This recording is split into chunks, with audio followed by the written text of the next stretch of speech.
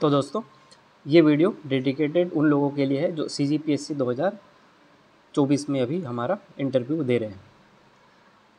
तो बात करें इंटरव्यू की, तो सबसे पहला क्वेश्चन मैं थोड़ा पैटर्न बता देता हूँ कि हम लोग अभी डिस्कशन में क्या करने वाले हैं। कुछ टॉपिक्स होंगे जो आपके बायोडाटा से होंगे, कुछ क्वेश्चन होंगे जो आपके जॉब से होंगे, कुछ लोग होंगे जो जॉब करते होंगे, जैसे कोई टीचर है, कोई फूड इंस्पेक्टर है, कोई कुछ और जॉब में है। तो वो क्या करें, अपने जॉब के बारे में बहुत अच्छे से नॉलेज रखें, तो ताकि वो 5 मिनट लगभग आपके जॉब के साथ ही कंपैटिबल रहें।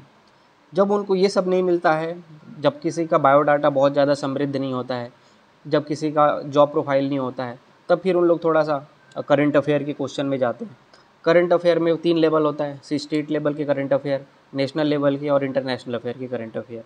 ये करने के बाद वो कुछ कंडीशनल सवाल भी पूछ लेते हैं कभी कभी। जैसे महिलाओं से संबंधित एक फेमस कंडीशन ही रहता है कि आप शादी के बाद अगर आपको ये कंडीशन दिया जाए कि आपको जॉब करना है या फिर फैमिली को संभालना है, तो आप किसको प्रेफरेंस देंगे। ऐसा करके कुछ और कंडीशन दे दिया जाता है।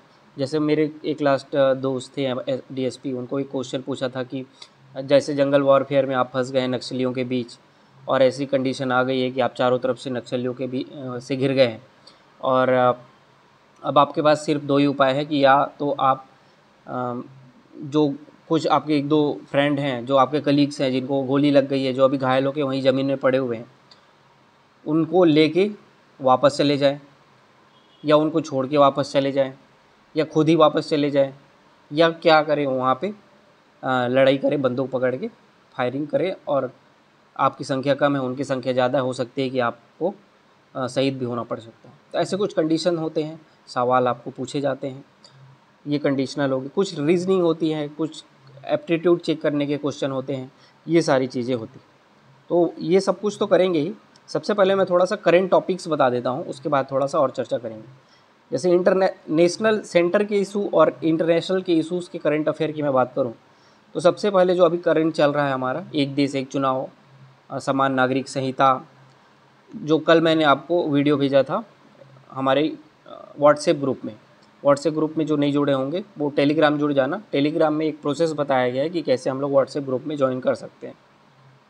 तो आप व्हाट्सएप ग्रुप भी ज्वाइन कर सकते हैं, वहाँ पे सारा चीज़ अच्छे से व्यवस्थित, आपकी जो भी डिस्कशन होंगे वो ओपन चैट है, कोई भी डिस्कशन अपने डाउट पूछ सकता है, तो वो होगा। कल मैंने आपको भेजा था कि लद्दाख में कैसे सोनम वांगचुक 6 शेड्यूल की डिमांड कर रहे हैं। तो हमारे लिए 6 शेड्यूल, हमारे स्टेट में 5th शेड्यूल है, तो ये हमारे लिए कॉन्सेप्ट की क्लैरिटी इंपॉर्टेंट है कि 5th शेड्यूल क्या है, 6th शेड्यूल क्या है, और लद्दाख में इसकी डिमांड क्यों हो रही है। ये सारी चीज़ें बहुत अच्छे से कल सर ने समझाया है। अगर किसी ने उस वीडियो को देखा है तो फिर उसको ना मेंस में 5th शेड्यूल 6th शेड्यूल की ज़रूरत है, तो आप उसको ज़रूर देखें।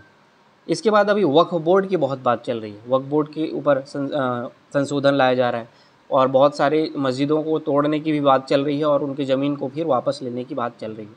इसके अगेंस्ट में अब जो लड्डू विवाद हुआ था तिरुपति में, उसके बाद वहाँ के जो डिप्टी चीफ मिनिस्टर है पवन कल्याण, वो बोले कि अब हमारे देश में सनातन रक्षा बोर्ड की ज़रूरत है। तो इसके ऊपर भी आपको कंटेंट जानने की ज़रूरत है। सनातन धर्म बोर्ड के बारे में, सनातन रक्षा धर्म बोर्ड के बारे में भी आपको जानना है। वक्फ बोर्ड के बारे में क्या इशूज़ चल रहा है ये आपको जानना चाहिए। इसरोस के भी बहुत सारे एम्बेसिस प्लान्स हैं कि शुक्र मिशन, वीनस प्लान, और बहुत सारे मिशंस उसने अनाउंस किया है, वो सब भी आपको थोड़ा सा देखना चाहिए। उसके बाद है बुलडोजर जस्टिस की बात करें, सुप्रीम कोर्ट का भी एक जजमेंट आया था कि बुलडोजर जस्टिस का क्या होना चाहिए, तो वो भी आपको पता होना चाहिए। मैं अभी सिर्फ इशूज़ बता रहा हूँ, फ्यूचर में हम लोग की जब लेक्चर आएगी तो इसके सभी इशूज़ के बारे में भी थोड़ा थोड़ा हम लोग डिस्कस करेंगे। उसके बाद बुलडोजर जस्टिस के बाद आप national education policy, new education policy 2020 जो आई है, उसके बारे में भी थोड़ा सा जानकारी रखेंगे। अभी जो बलात्कार वाला इशू हुआ था बांग्लादेश में, मतलब पश्चिम बंगाल में, उसके बाद जो सेफ्टी अरेंजमेंट की बात आई थी, एक कंडीशन सवाल ही पूछा जा सकता है कि ये बलात्कार के बारे में, बलात्कार को रोकने के लिए सरकार इतना गड़े कदम उठा रही है, फिर भी ये रुक क्यों नहीं रहा है। तो ये कंडीशन सवाल हो सकता है, इसके ऊपर आपके व्यूज़ तैयार रखेंगे। नॉर्थ ईस्ट में जो समस्या हो रही है, मणिपुर क्राइसिस, और ये सारी चीज़ें पता होना चाहिए हमको। अभी बांग्लादेश में इशू हुआ है, तो चिकन नेक कॉरिडोर के बारे में भी हमको पता होना चाहिए, चिकन नेक कॉरिडोर क्या है, और बांग्लादेश में अभी जो तख्ता पलट हुआ है उसके कारण हमारे इंडिया में क्या इफ़ेक्ट आ सकता है। ये सारी चीज़ें भी आपको हर एक व्यू थोड़ा सा पता होना चाहिए। ST SC रिजर्वेशन पे अभी कुछ बातें चल रही थी और वो सारे इश्यूज़ आपको पता होना चाहिए, उसके अपोज क्यों हो रहा है ये सब पता होना चाहिए। कंप्लीट इशू अगर आपको पता रहेगा तो आप अच्छे से उसको डील कर सकते हैं। ओलंपिक और पैरा ओलंपिक में हमारे देश के जो प्रदर्शन रहा बहुत अच्छा रहा। स्पोर्ट्स सेक्शन में जो आप कोई अगर हॉबी रखा होगा स्पोर्ट्स का और जो कुछ भी नहीं रखा होगा उन सभी को हमको ओलंपिक, पैरा ओलंपिक और अभी चेस ओलंपियाड में जो हमारे इंडिया के प्लेयर थे, सारे चेस के प्लेयर्स के नाम भी आपको पता होने चाहिए। तो ये आपको पता होना चाहिए। उसके बाद अभी जैसे हमारी लोकसभा में इलेक्शन हुआ था, उसके बाद गठबंधन वाली सरकार बनी है। गठबंधन वाली सरकार को माना जाता है कि वो वीक गवर्नमेंट इस्टेब्लिश करती है, वो कड़े फैसले नहीं ले सकती है। तो जिसकी तुलना UPA 2 से भी किया जाता है। UPA 2 मतलब 2006 के बाद जो गवर्नमेंट, 7 के बाद जो गवर्नमेंट इन्होंने बनाया, 9 के से 13 वाला जो गवर्नमेंट बनाया था, जिसमें गठबंधन वाली सरकार थी UPA की, जिसमें बहुत सारे स्कैम्स हुए। वही गठबंधन वाली सरकार में अभी NDA के 3 पार्ट में आ गई है। तो क्या ये बड़े फैसले ले सकती है गठबंधन वाली सरकार कैसे? तो ये सारी चीज़ें आपको पता होना चाहिए। 15 अगस्त में प्रधानमंत्री और मुख्यमंत्री ने जो भाषण दिया है उसको भी सुन लें, जो चीज़ें अनाउंस किया है वो भी आपको पता होना चाहिए। बांग्लादेश में कू के प्रभाव तो मैंने बताया। मिडिल ईस्ट में जो भी अभी चल रहा है, रसिया के साथ इसराइल कर रहा है, लेबनान, ये सारे नाम भी आपको पता होना चाहिए। लेबनान में क्या होता है, लेबनान की राजधानी क्या है, बैरूत। वहाँ के अभी हिजबुल्ला ग्रुप है, उसके चीफ कौन है, नसरुल्ला। अब नसरुल्ला मरा है तो उसके कारण हमारे देश में बहुत सारे मुसलमान लोग कैंडल मार्च कर रहे हैं, उसके अपोज कर रहे हैं। कश्मीर में रैली चल रही है और बहुत सारे UP वगैरह में भी उसकी रैली चल रही है उसके अगेंस्ट में। तो इसके क्या मायने हैं ये भी आपको पता होना चाहिए कि नसरुल्ला का सिर्फ धर्म के कारण किसी दूसरे देश का इशू को हमारे देश में उठाना क्या सही है, इसके ऊपर भी आपको एक एंगल आपको पता होना चाहिए। तो जो भी वहाँ पे है, गाजा है, फिर आपका हमास क्या है, गाजा पट्टी क्या है, ये सारी, ईरान का क्या रोल है, ईरान में अभी इंडिया क्यों इंटरेस्टेड है, ईरान का अपोज इंडिया क्यों नहीं करता है। तो ये सारी चीज़ें भी आपको थोड़ी सी पता होनी चाहिए। उसी तरीके से रसिया यूक्रेन वॉर जो अभी तक ख़त्म नहीं हुआ है, इसके बारे में आपको पता होना चाहिए थोड़ा सा। उसके बाद भारत की विदेश नीति के बारे में भी थोड़ा पता होना चाहिए कि भारत की विदेश नीति क्या है, एक्ट ईस्ट पॉलिसी क्या है, लुक ईस्ट पॉलिसी क्या है। भारत की विदेश नीति के बारे में भी थोड़ा पता होना चाहिए, जिसमें ग्लोबल साउथ, भारत जिसमें ग्लोबल साउथ के लीड करने की बात कर रही है। G20 की मीटिंग हुई थी जिसमें ग्लोबल साउथ को भारत लीड करेंगे बोल रहा है, तो वो चीज़ें भी आपको पता होना चाहिए। FATF में अभी FATF क्या है, उसमें इंडिया को अभी कौन सा टॉप लिस्ट में रखा गया था, वो भी आपको पता होना चाहिए। हमारे इंडिया के नेबरहुड से रिलेशन कैसे हैं, जैसे अभी श्रीलंका में अभी इलेक्शन हुआ, फिर मालदीव में हमारे PM सिर्फ कुर्सी लगा के बैठे थे, उसके कारण वहाँ पे कुछ प्रभाव हुआ था। तो ये सारी चीज़ें भी हमारे नेबरहुड कंट्रीज़ के साथ, नेपाल के साथ, भूटान के साथ और बांग्लादेश के साथ, श्रीलंका के साथ, पाकिस्तान के साथ, अफ़गानिस्तान में तालिबानी लोग कैसे अभी हमारे साथ जुड़ रहे हैं, इसके बारे में भी थोड़ा सा आपको आइडिया होना चाहिए। अभी आप देख रहे हो कि इंडस वाटर सिंधु जल समझौता जो है कब हुआ था, ये भी पता होना चाहिए। और उसमें कौन कौन सी नदी में पाकिस्तान को मिलता है, इंडिया को क्या मिलता है, उसके क्या प्रावधान है, उसमें फिर हमको उसमें बदलाव की क्या ज़रूरत आ रही है, ये भी आपको थोड़ा सा पता होना चाहिए। मदरसा एजुकेशन की बात चल रही है, मदरसा एजुकेशन में कैसे उसको मॉडिफाई करने की ज़रूरत है, जैसे असम सरकार ने और UP की सरकार ने किया। तो मदरसा एजुकेशन कहाँ तक है, सही है, गलत है, ये सारी चीज़ें भी आपको पता होना चाहिए। यूनिवर्सल बेसिक इनकम क्या होता है और उसको लिंक करना हमारे महतारी वंदन योजना से, ये भी आपको है।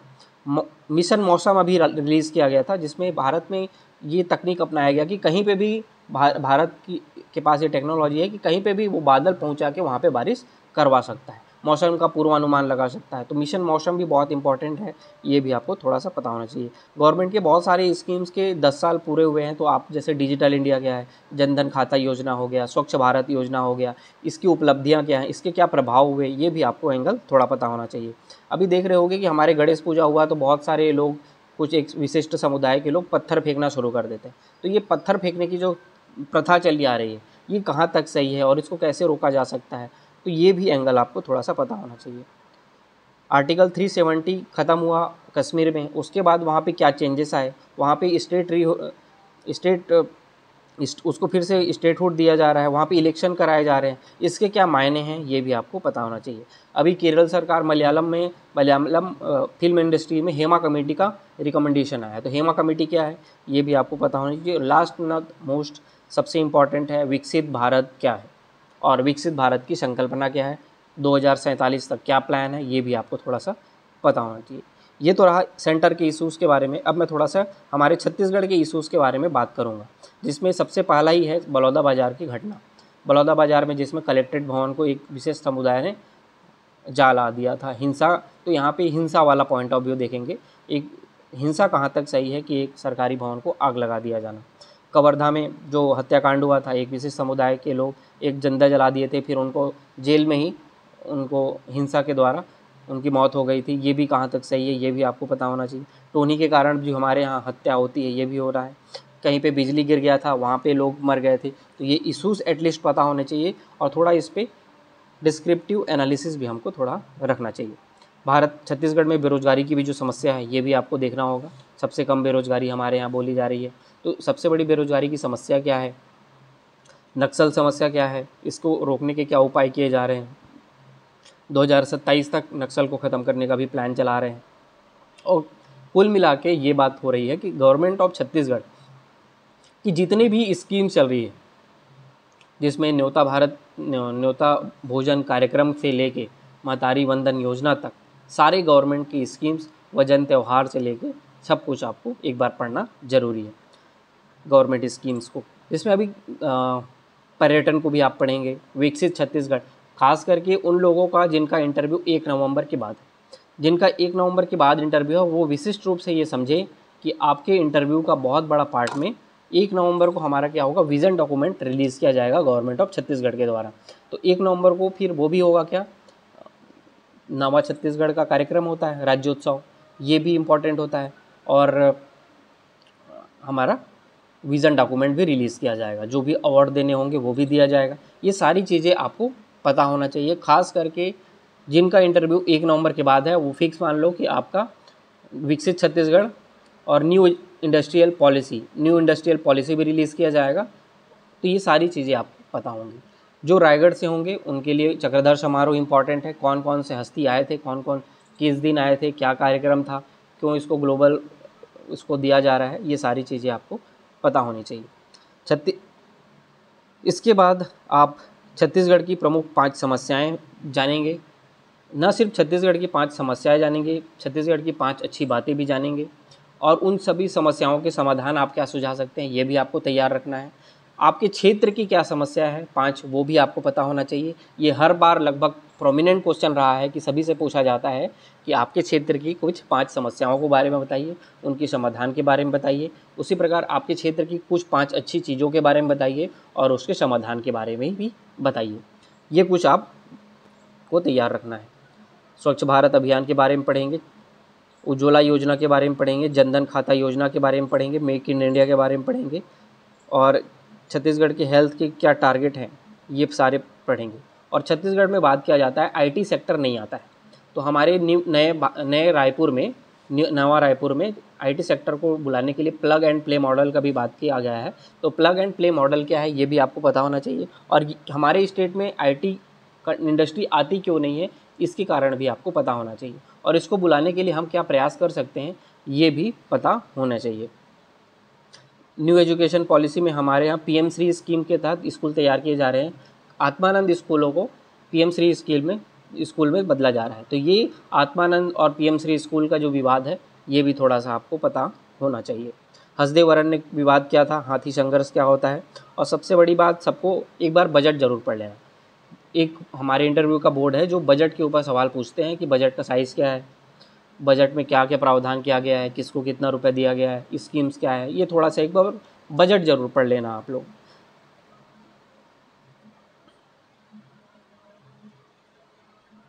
इसके बाद करंट इशूज़ के बताने के बाद सबसे बड़ा एक आपको पता होना चाहिए धान खरीदी का इशू। तो अभी न्यूज़पेपर में आया था कि हमारे छत्तीसगढ़ में धान खरीदी अब होगा कितना, जिसमें होगा 50,000 करोड़ रुपए किसानों को गवर्नमेंट देगी, अब इतने धान खरीदी जाएंगे। तो इसके आपको 4 एंगल पता होने चाहिए। सबसे बड़ा कि 50,000 करोड़ रुपए का धान हम लोग खरीदेंगे, तो इसके कारण क्या प्रभाव आएंगे? एक तो प्रभाव आएगा किसानों पर और एक प्रभाव आएगा सरकार के राजस्व पर। तो ये आपको पता होना चाहिए कि किसान, जैसे मैं सपोज बता रहा हूँ, ये 2 एंगल हुआ। उसके बाद क्या होगा, एक तो पर्यावरण के ऊपर, क्योंकि फसल विविधीकरण होगा नहीं, सिर्फ धान उगाएंगे। तो आप देखना कुछ एक टर्म यूज़ होता है, water guzzling crops. Water guzzling crops उनको बोला जाता है जो कि बहुत ज़्यादा पानी को लेते हैं अपने उत्पादन के लिए। तो वाटर गजलिंग क्रॉप्स क्या होता है, और जब हम लोग पूरे छत्तीसगढ़ में ये उगा रहे हैं धान, तो इसके फ़ायदे क्या हैं, नुकसान क्या हैं? तो फ़ायदे तो हम देखोगे कि इतना धान उगा रहे हैं हम लोग, तो किसानों की परचेसिंग पावर बढ़ेगी, उनकी इनकम बढ़ेगी, पर कैपिटा इनकम बढ़ेगा, परचेसिंग पावर बढ़ेगा, मार्केट में डिमांड आएगी, मार्केट में डिमांड आने से प्रोडक्शन बढ़ेगा, प्रोडक्शन बढ़ने से एम्प्लॉयमेंट बढ़ेगा, इकोनॉमिक एक्टिविटी का पूरा एक साइकिल चलने लग जाएगा, ये होगा। फिर आप देखोगे नेगेटिव में क्या होगा कि धान उगेगा तो फसल का डाइवर्सिफिकेशन नहीं होगा, फसल विविधीकरण नहीं होगा, सिर्फ धान ही उगा रहे हैं क्योंकि उसको एमएसपी पर ख़रीदा जा रहा है। तो एमएसपी का एक टर्म है, ये भी आपको पता होना चाहिए। हरियाणा गवर्नमेंट ने कैसे सारे फसलों के एमएसपी पर ख़रीदने की मांग हुई, हमारी स्टेट में सिर्फ धान खरीद रहे हैं तो सिर्फ धान ही उगा रहे हैं क्योंकि बहुत अच्छा पैसा भी मिलता है। तो किसान कैसे करते हैं कि ये भी हमारे देखना कि वाटर लेवल बहुत घट रहा है, वाटर लेवल घट रहा है वाटर, तो इसमें क्या आप रेमेडीज़ कर सकते हो वाटर गजलिंग क्रॉप को रोकने के लिए, जिसमें एक उपाय मैं आपको बताऊं कि ग्राउंड वाटर को धीरे धीरे नीचे जा रहा है, तो किसानों को क्या होता है, बिजली फ्री में दिया जाता है, उनको पानी का पैसा देना नहीं पड़ता है। तो पानी एक तरीके से ज़मीन से निकालना उनके लिए एकदम फ्री है, 0 रुपये लगते हैं, ना ही इलेक्ट्रिसिटी बिल पे करना है, ना ही आपको पानी का पैसा देना है। तो वो क्या करते हैं, सुबह किसान गए खेत में, पानी वहाँ से चालू किया पंप का, जितना खेत में रात तक निकलना था पानी निकला, रात को गया मोटर बंद कर दिया, इस दौरान जितनी पानी की ज़रूरत थी उससे ज़्यादा उसने ज़मीन से पानी निकाल लिया। इसका उपाय एक अभी गवर्नमेंट की समिति बनी थी जिसने रिकमेंड किया था कि हमारे स्टेट में, हमारे कंट्री में किसानों को मुफ्त में बिजली ना देकर उनसे पैसे लिए जाने चाहिए। अब क्या होगा, भले ही बिजली उनको मुफ्त में दो, लेकिन पैसे उनसे लो, फिर बाद में जितना पैसे लोगे उनको सब्सिडी के रूप में वापस रिटर्न कर दो। इससे इफेक्ट क्या होगा कि किसानों को ये पता होगा कि वो कितने रुपए का इलेक्ट्रिसिटी जला रहे हैं, और जब उनको पता होगा कि हम इस महीने अगर 10,000 रुपये इलेक्ट्रिसिटी का बिल पे करना है, और तो उनको 10,000 रुपये पे करना पड़ेगा, तो वो कम बिजली यूज़ करेंगे ताकि उनको कम पैसा देना पड़े। 5,000 का यूज़ करेंगे, 5,000 रुपये का लगाएंगे, इससे क्या होगा, इलेक्ट्रिसिटी का कंजप्शन भी घटेगा, और इलेक्ट्रिसिटी कंजप्शन घटेगा तो ये जो इलेक्ट्रिसिटी जो फालतू में यहाँ पे यूज़ हो रही है वो कहीं पे और यूज़ होगा, तो ये भी चीज़ें होंगी। तो फिर बाद में जो 5,000 रुपये या 10,000 रुपये उसने इलेक्ट्रिसिटी का बिल पे किया है, गवर्नमेंट उसको पूरा का पूरा उनको किसानों को वापस कर दे 1-2 महीने बाद। इससे क्या होगा, किसानों के ऊपर अकाउंटेबिलिटी आएगी ताकि वो कम बिजली को भी यूज़ करें और पानी को भी कम निकालें, तो इससे डबल बेनिफिट होगा। तो ये चीज़ें समिति ने बताया था कि ये रिकमेंडेशन करना चाहिए। इसके अलावा रेन वाटर हार्वेस्टिंग का उपाय ग्राउंड वाटर को इंक्रीज़ करने में किया जा सकता है। ये करने के बाद अब मैं बताऊं कि किसानों के इफेक्ट बताए थे, अब राज्य के राजस्व में धान का क्या प्रभाव पड़ेगा। जैसे 50,000 करोड़ रुपए, हमारे स्टेट की बजट कितना है, 1.5 लाख करोड़, जैसे 50,000 करोड़ तो धान खरीदी में चला जाएगा, तो बचा कितना, 1/3 तो हम लोग सिर्फ धान खरीदी में लगा दे रहे हैं, तो बाकी पैसा बच नहीं रहा है। तो अब गवर्नमेंट को बाकी खर्चों के लिए पैसे अगर कम पड़ रहे हैं तो उसको लोन भी लेना पड़ सकता है, ये जो कि किसी भी स्टेट के फिजिकल कंडीशन के लिए अच्छी बात नहीं है। तो ये भी आपको ध्यान में रखना चाहिए। तो स्टेट के फाइनेंस को नेगेटिवली इफेक्ट करेगा अगर हम लोग बहुत ज़्यादा धान को खरीदेंगे एमएसपी पे, तो ये भी एक एंगल आपको पता होना चाहिए। तो ये चीज़ें करंट अफेयर के ऊपर हुआ, मैंने डिस्कस किया।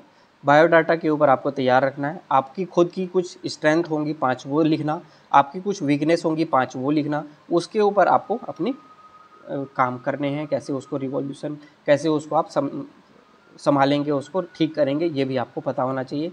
आपको जब भी पूछा जाता है कि ये समस्या बताओ, तो आपके दिमाग में हमेशा ये तैयार होना चाहिए कि आप एक सिविल सर्वेंट बनने जा रहे हो, वो समस्या समाज से जुड़ी होनी चाहिए, उससे एक बहुत बड़े समुदाय का अहित हो रहा हो, वो आपके व्यक्तिगत समस्या ना हो, क्योंकि आप एक सिविल सर्वेंट बनने जा रहे हैं। ये आपके दिमाग के सोच को डिसाइड करता है कि आप वो समस्या बता रहे हैं, तो वो आपको आपके पर्सनैलिटी को डिफाइन करता है। तो आप हमेशा जब भी समस्या लिखें तो आप ये देखें कि समाज में क्या समस्या है, न कि अपनी समस्या बताएं। तो ये आप तैयार रखेंगे। एक परमानेंट क्वेश्चन पूछा जाता है कि एसडीएम और एसडीओ का डिफरेंस क्या है, ये भी आपको पता होना चाहिए। आपको अपने क्षेत्र के विधायक, आपके मंत्री, आपके कलेक्टर, आपके एसपी, आपके स्टेट क्षेत्र की जनसंख्या कितनी है, ये सभी कुछ आपको पता होना चाहिए। ये बहुत अच्छी चीज़ है, आप ये सारी करेंगे। ये लेक्चर नंबर 1 है, फ्यूचर में और लेक्चर आएंगे, लेक्चर नंबर 2, लेक्चर नंबर 3 होगा। ग्रुप में जो नहीं जुड़े होंगे वो जुड़ जाएंगे और बाकी सारी एक्टिविटी हम लोग धीरे धीरे करेंगे। तो ये था आज का पहला वीडियो, फिर हम लोग आगे फिर से चर्चा करेंगे। आज के लिए इतना ही है, फिर कल मिलेंगे। Thank you.